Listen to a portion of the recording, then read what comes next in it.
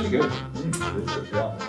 Very good. Welcome to Q&A Spritz with Philip Venables. So I hope the drink is actually good enough, but I think it's good. Lovely, Right? yeah. It's really good, very refreshing. So let me read this for you. 448 Psychosis confirms Philip Venables' reputation as one of the finest of the younger generation of composers working today. There was Tim Ashley from The Guardian. Whoa! Did you know you were so good? It's rather meaningless, but I try and make good work for me. Oh, I see, you're being modest. No, that's good. What about the worst thing that anyone has ever said about you? Well, I probably can't say that on camera, but... Try. Do some music, do some music. Oh god, I've had loads of terrible reviews. From 1 star to 5 stars. So when talking about your work, you said, I'm fussy, evocative, violent, and visual. These are the qualities that I look for in music. Where is all that rebellion coming from? Are you angry, my dear? I don't think that doesn't necessarily mean rebellious. Actually, do you know where I wrote that? I have no recollection of writing that, although I don't disagree. You did say that. It's my research. I'm sure. I mean, I don't disagree. I don't necessarily think that means rebellious. But I think I'm drawn to work which is very clean, like very direct, has very clean lines. I'm probably not a subtle person. My taste is probably not subtle, more trashy, or like. Okay. You know what I mean? Yeah, I can see that. Yeah. That's totally okay. If it was visual arts, it would be like bright, bold colours, clean lines, big canvases, Right. just like in your face. Good. Anyone that you admire right now that you would love to work with in the future? You mean? Well, you obviously don't mean other composers. Then you mean? It could be anyone that you actually really like and you'd love. There's loads of there's lots of kind of composers of my generation who I think are really, really interesting at the moment. And I think what's really nice about our generation of composers is that we're getting a divergence, I think, away from kind of British pastoral new music. Aesthetically, I think British new music is kind of has taken a different direction in the last 10, 20 years, which is interesting. What kind of action do you mean? Like? Yeah, I knew you were now going to pick me up on that. Of course, you just say that, now you explain it. Yeah, I'm not sure. I mean, it's quite hard to describe.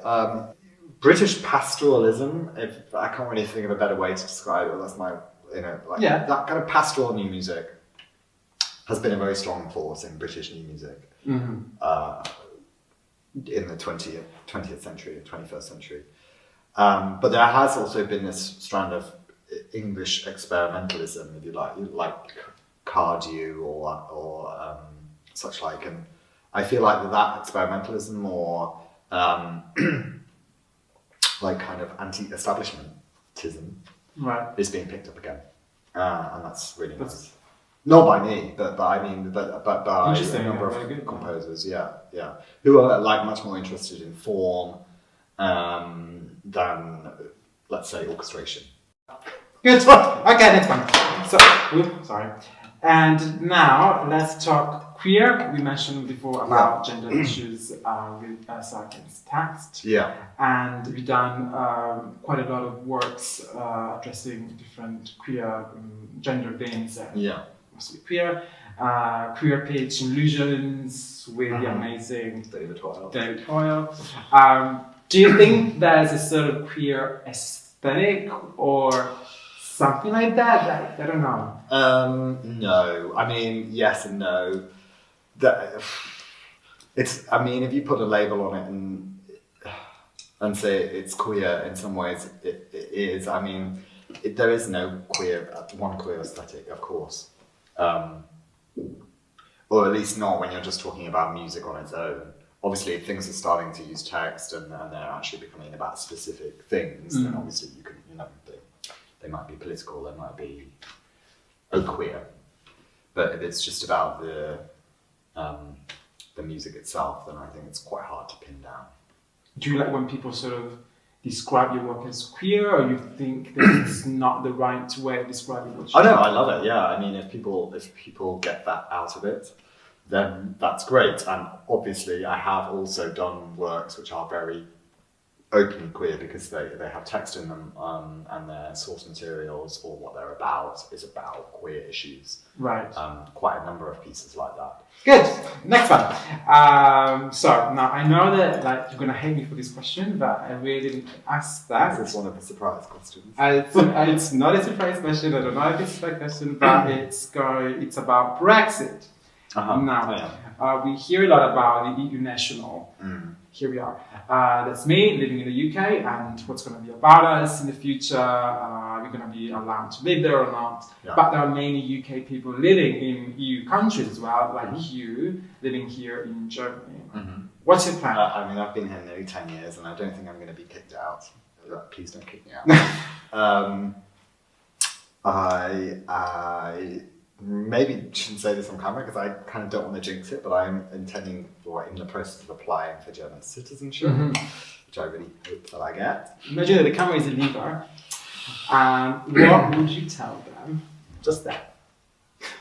I have no idea.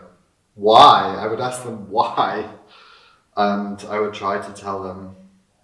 I would try to tell you that this is the wrong decision. That's it. I don't know. I mean, it just is so confusing to me and so understandable. Well, we are on the same page, I guess, but that's how the world goes right now. And I'm sure that we will come to regret it as a nation if we haven't already. I'm afraid I'm sure as well. A piece of music or song that would work as the soundtrack of your life. Well, do you know what? I don't listen to very much music. Okay. I live most of my life in total silence. Almost total silence. That's interesting from the perspective. And I love it. And that's how you generate music in your head, I guess. Maybe. But I think my life would be a silent movie.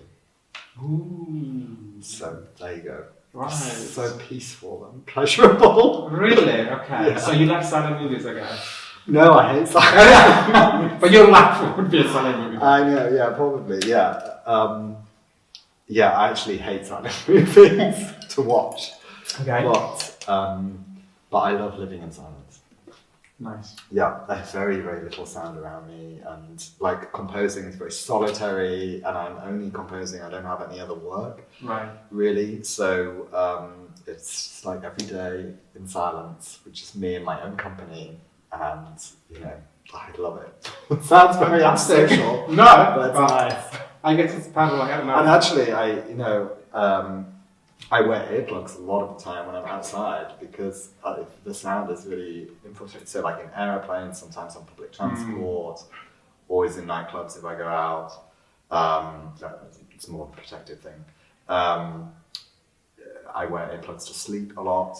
Wow, so really complete silence, quiet. Yeah. Let's be quiet. What's your favorite party in Berlin? My favorite party in Berlin. Lots of fun. There are lots of fun parties in Berlin.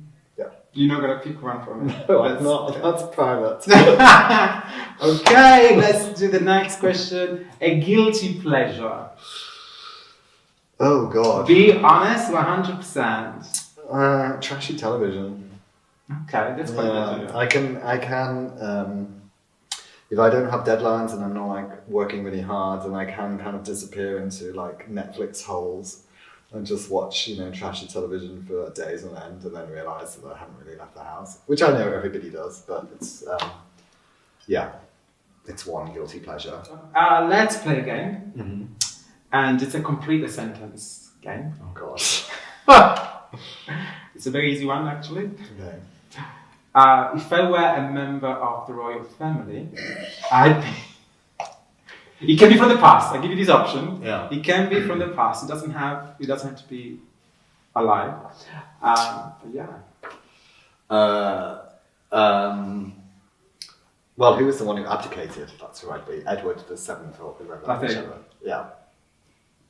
I don't believe in the royal family, so if I was a member of the royal family, I would hopefully resign, abolish myself. Yeah. Philip, thank you so much for being on Thank you. Theatre today.